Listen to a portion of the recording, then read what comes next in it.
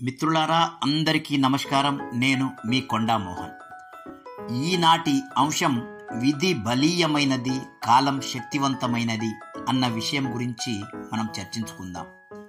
నిరంతరంగా సాగే ఈ కాలచక్ర భ్రమణంలో మనిషి జీవన వ్యవధి లెక్కకు రాని అత్యంత స్వల్ప కాలం.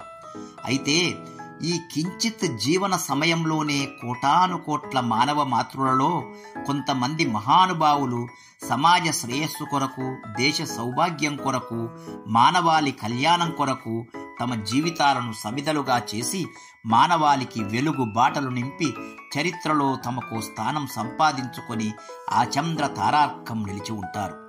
అయితే కొంతమంది మాత్రం ఎంతో కష్టపడి సమాజ శ్రేయస్సుకై పాటుపడినా చివరకు అహంకారంతో విర్రవీగి తాము లేనిదే సమాజం లేదన్న రీతిగా వ్యవహరించి చరిత్రహీనులుగా మిగిలిపోతారు.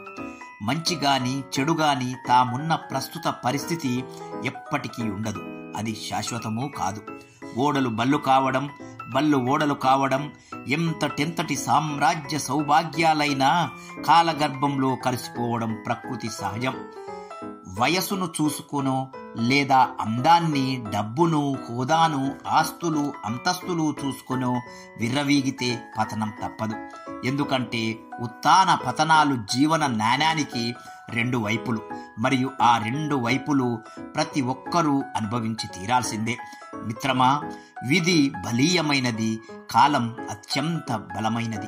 అందుకే అందరినీ ఆత్మీయంగా పలుకరిద్దాం, విభేదాలు విస్మరించి ప్రేమతో జీవిద్దాం. జై హింద్.